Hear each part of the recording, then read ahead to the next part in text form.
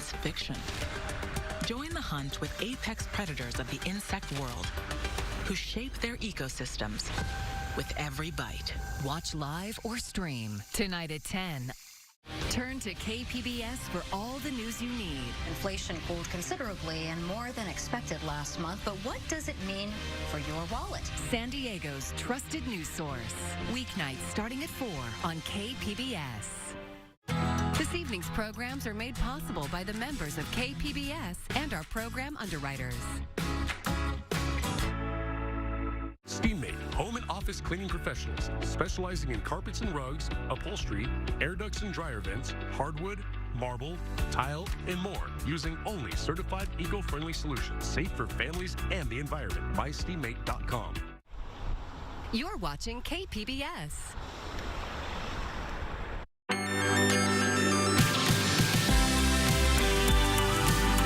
Major funding for KPBS Evening Edition has been made possible in part by Bill Howe Family of Companies, providing San Diego with plumbing, heating, air, restoration, and flood services for over 40 years. Call 1-800-BILL-HOWE or visit BillHowe.com. And by the Conrad Trebas Foundation, Darlene Marcos Shiley, and by the following.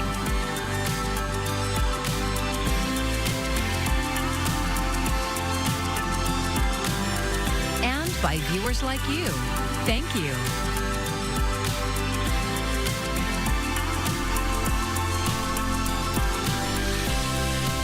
Cuts at federal agencies are having wide-ranging impacts here in San Diego County, and tonight we're learning about another one.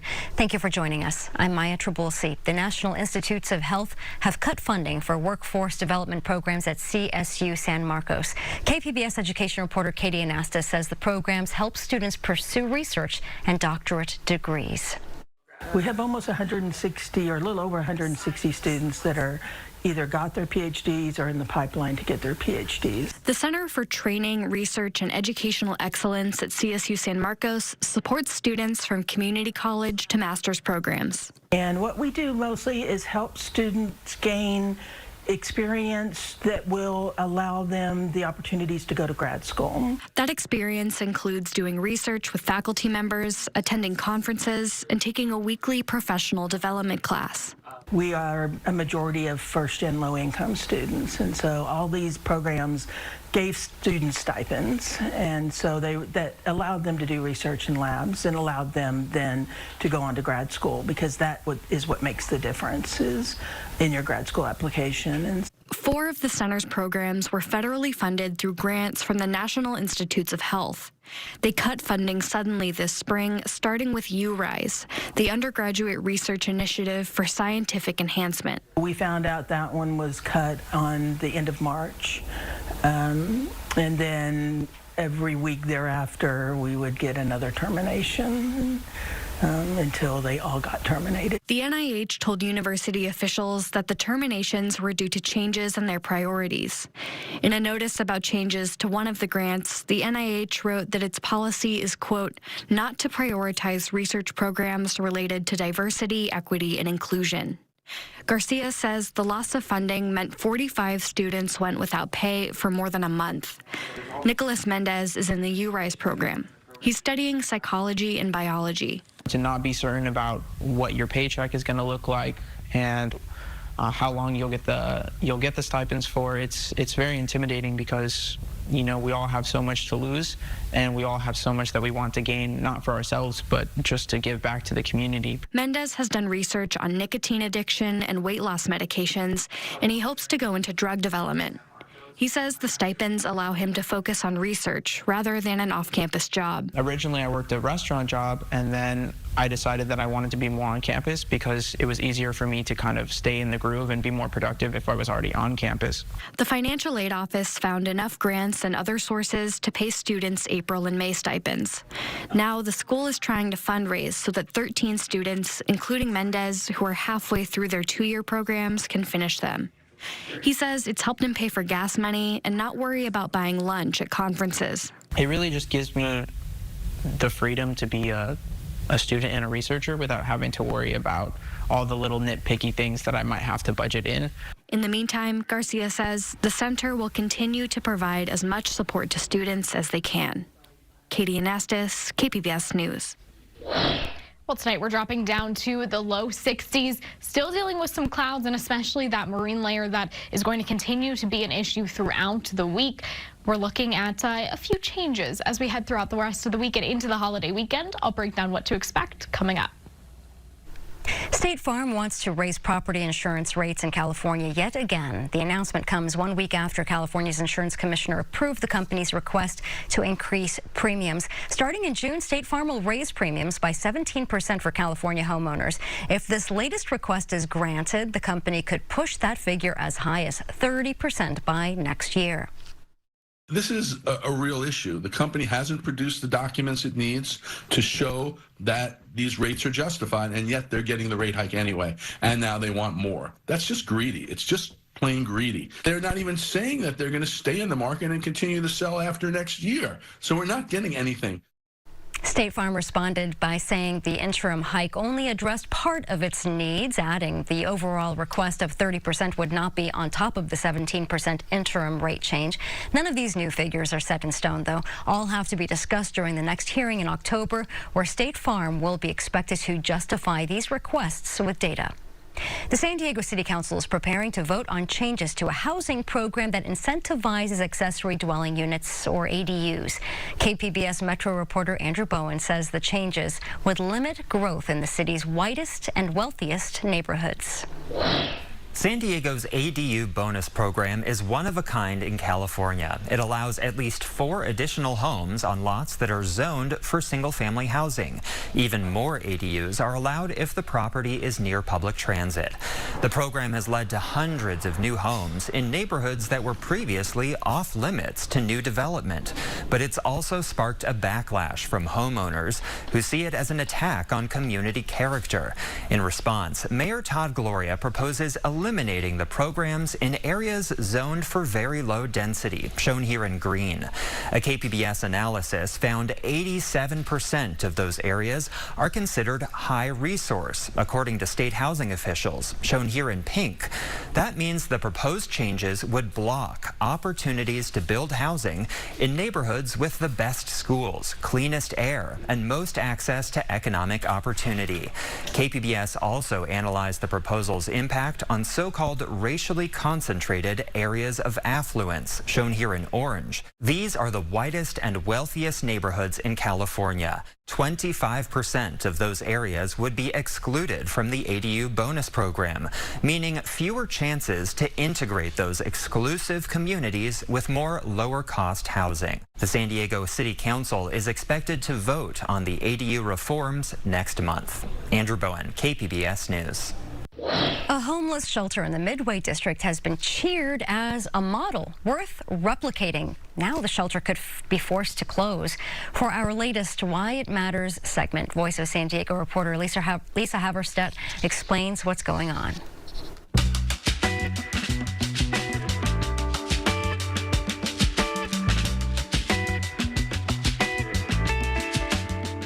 The city and the county are battling over responsibility for a homeless shelter, leaving its residents very uncertain. Here's the backstory. A few years ago, the city, county, and philanthropists partnered to open a shelter in the Midway District. The county supplied land, utilities, and behavioral health services. The city oversaw the service contract. Philanthropists donated the shelter tent that the city and county filled with 150 beds. At the time, Mayor Todd Gloria and other local leaders were excited. Here's what Gloria said when it opened. This kind of collaboration is how you reduce street homelessness. Now that collaboration and the shelter itself may end. That's partly because the city faces a $258 million budget deficit. Gloria's proposed budget left out nearly $5 million in annual funding for the shelter. He says that's for 2 reasons. 1, the county needs to step up. 2, an upcoming project will make the shelter untenable. The shelter is next door to a building the county plans to tear down next year. County officials say the shelter can safely stay open during the demolition. Gloria disagrees. Here's what he said at a press conference last week. What they're expecting to do is to demolish the building that is next to the shelter and thereby terminate the utilities that service that shelter, cutting off electricity, water, sewer service. The city and county estimate it will cost $1 to $2 million to set up new utilities. On Tuesday, County Supervisor Tara Lawson-Remer successfully proposed that the county direct $800,000 in unspent federal stimulus funds to help cover that bill. But people who live and work at the Midway shelter are upset and worried about where they may end up next. Gloria and city officials promise they'll help them find other shelter or housing, but shelter residents aren't sure what to believe. Meanwhile, the city's homelessness crisis rages on. There are far from enough beds for everyone who desperately wants one. I'm Lisa Halverstadt, and that's why it matters. Since taking office, President Trump has speedily flooded the country with initiatives affecting everything from scientific research to the law itself. KPBS's Amita Sharma spoke with San Diego Republican Party Central Committee member Corey Gustafson and local Democratic Party Chairman Kyle Frolander about what it all means in the second of a two-parter.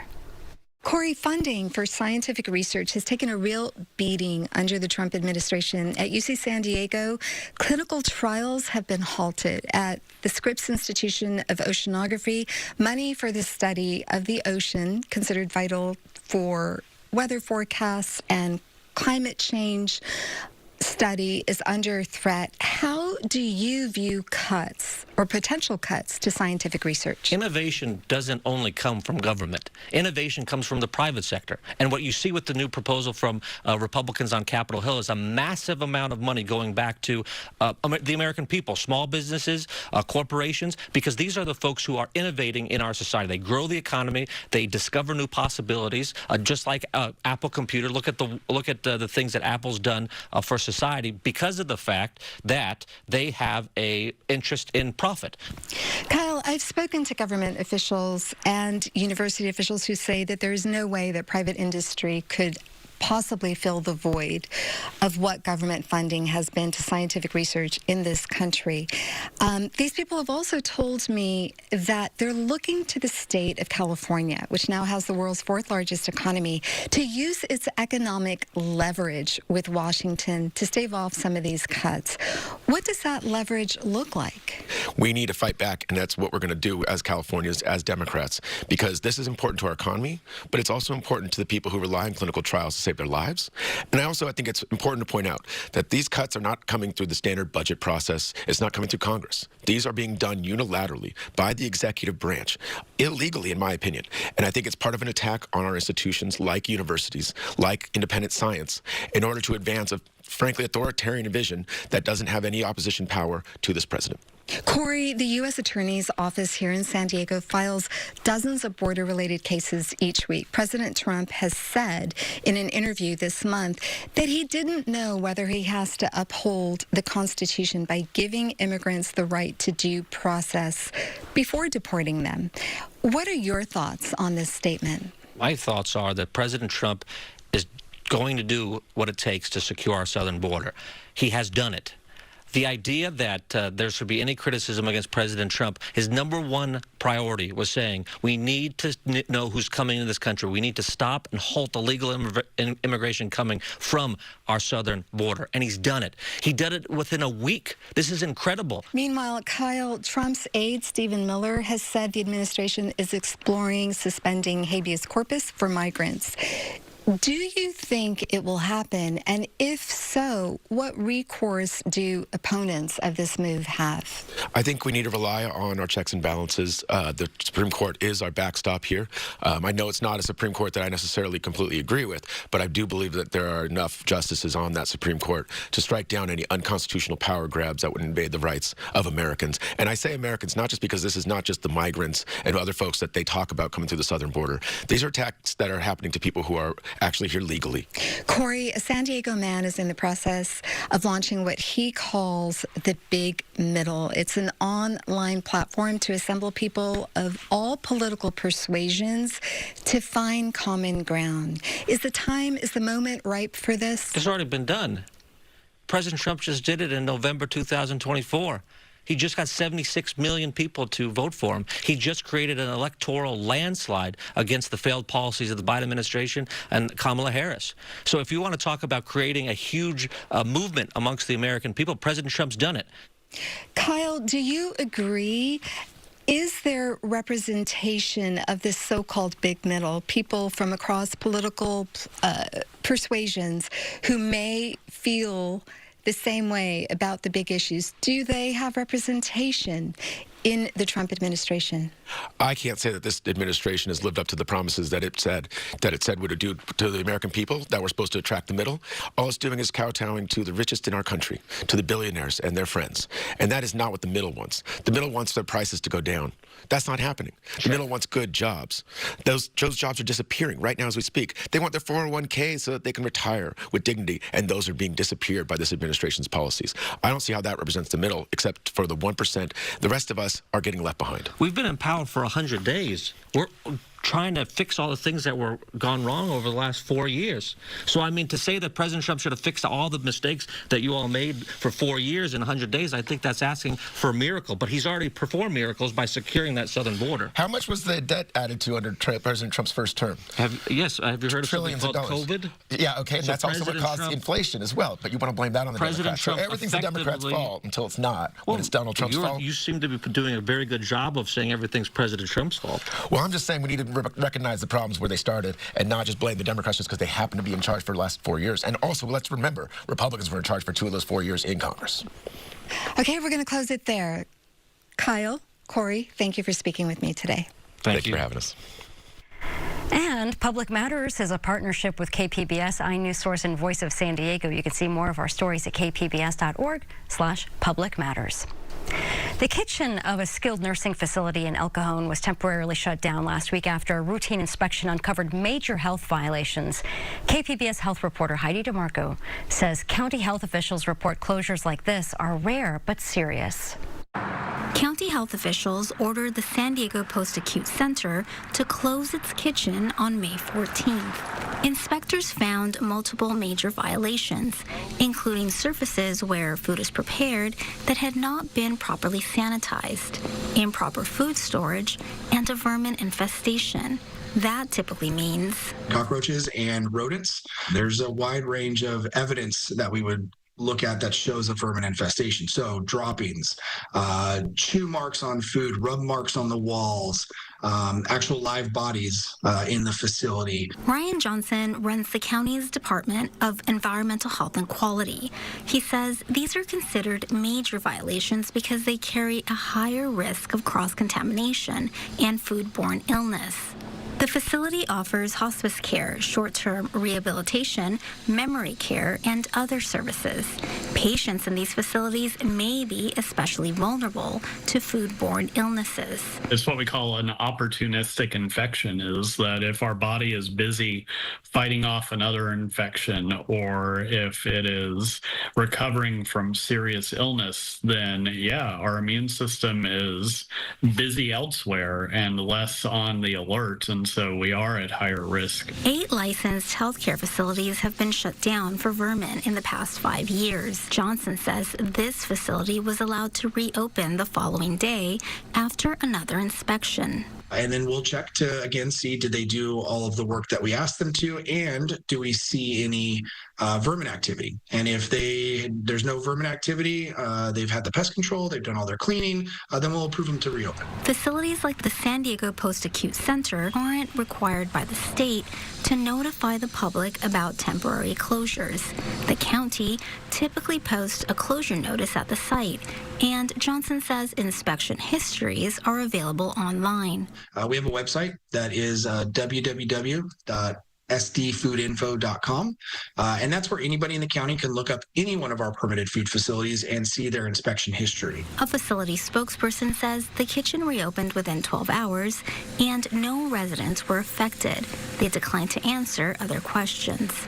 County officials plan follow-up inspections in the coming months to ensure long-term compliance. Heidi DeMarco, KPBS News. Americans will drive into summer with the lowest Memorial Day gas prices since 2021. And those lower gas prices come with good news and some anxious news about the overall economy. Karen Kafa has more from Washington. Americans feeling the pinch of inflation and tariffs elsewhere can expect relief at the gas pumps this holiday weekend. It's going to be the cheapest Memorial Day since 2021. But if you adjust for inflation and rising wages, Americans are actually going to spend the least amount filling up this Memorial Day since 2003, excluding COVID. Gas prices dropping alongside U.S. oil prices, which have fallen about 20% since mid-January. Typically, this is the time of year when we would see higher gas prices because the summer driving season is going to increase demand, but we're still paying less because of those lower crude oil prices. Fuel tracker Gas Buddy forecasts the national average price of a gallon of gas on Memorial Day will be $3.08, 50 cents lower than last Memorial Day.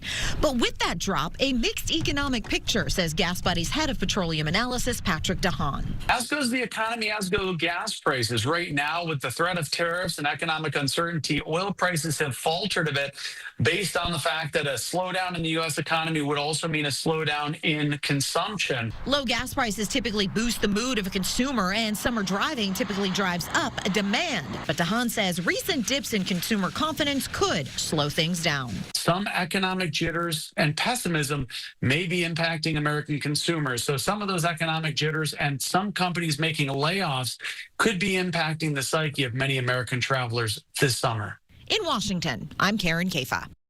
And here is a look at where gas prices are locally. The average price for a gallon of gas dropped for the fourth time in 5 days in San Diego County to just under $4.81. That's about 3 cents less than a week ago. If you're heading out of San Diego this weekend, the average price of gas nationwide is currently $3.18. The summer driving season is right around the corner, and some Americans are looking for a new set of wheels. And this comes as the U.S. Senate is preparing to take a vote on whether or not to lift a California ban on gas-powered vehicles by 2035. Steve Large reports it's giving prospective car buyers a lot to think about. To buy electric or not? Trying to get a deal. It is the car buying question. I'm gonna stick with my gas. Joe Edwards answered before he even got to this lot. Ahead of Memorial Day weekend sales in search of a new truck, he'd rather pump gas than find a charging station. You gotta map everything out when you go out of town. Make sure you're gonna stop at a station somewhere that you can plug it up. I don't want to do that. I just want to put some gas in it and go. It's a big weekend. It's the start of the summer selling season. Brian Moss is president of the California New Car Dealers Association. As the U.S. Senate seeks to end California's 100% zero-emission new vehicle sales mandate for 2035, he's warning of a closer deadline, a 35% mandate for next year's models. His association is calling on the California Air Resources Board to pause their own mandate. None of the manufacturers that our customers would recognize are going to meet that mandate. And that's a real problem. If you have a rule that people can't meet, it's a rule that's not going to work. California EV sales show a once growing market share suddenly stagnated at about 20%. That stagnation tied to Tesla's sudden market share slide in the past quarter, falling 12%, blamed on Elon Musk political fallout. Because it's become culture war stuff, right? California State Senator Henry Stern sits on the Air Resources Board and is a supporter of the zero-emission goals. And look, if it craters and no one's buying them and you're in 2026 and suddenly like the world's upside down, we can reassess then. But to sit here and pull the plug, like it's pulling the lifeline on American auto innovation. 22 city, 24 highway. That's not bad. For Joe Edwards, the EV issue is too few charging stations. You got to look for the stations to plug them up, fueling his desire for a new gas-powered ride. And that was Steve Large reporting. General Motors is also pushing back against California's 2035 mandate.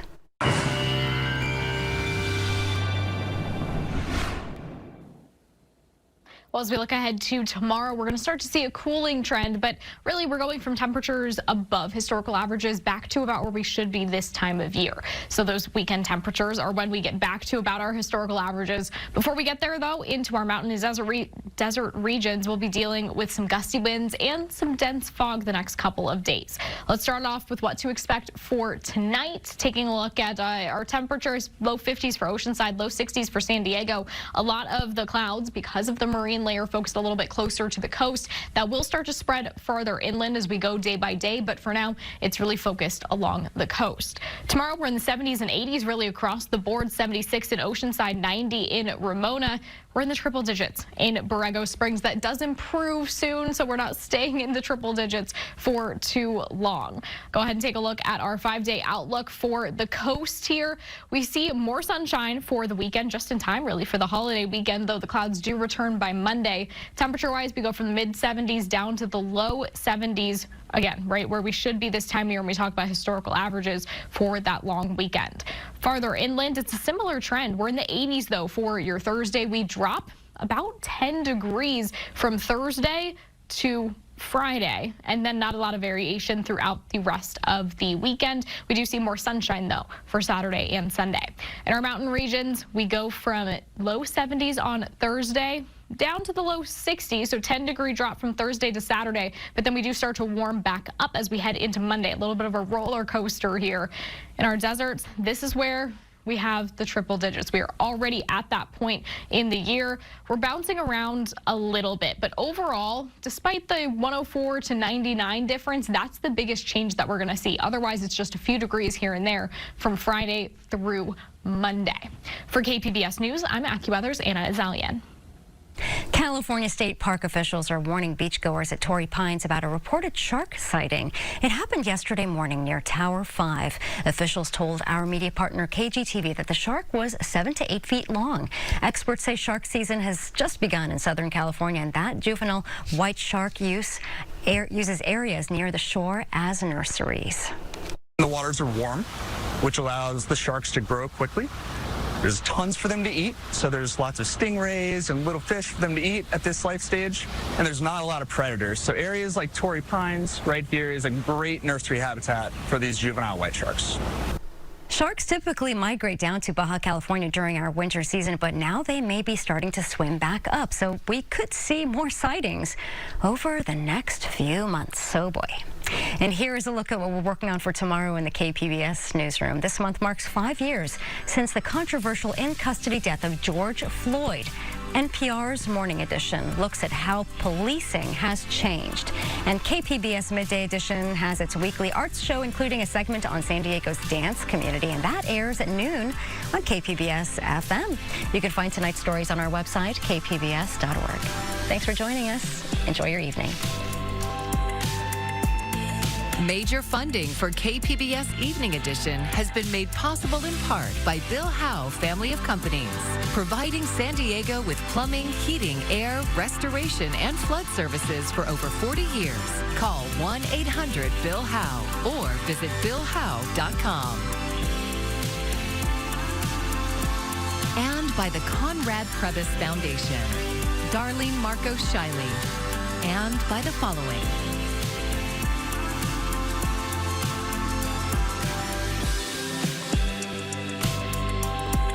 By viewers like you. Thank you.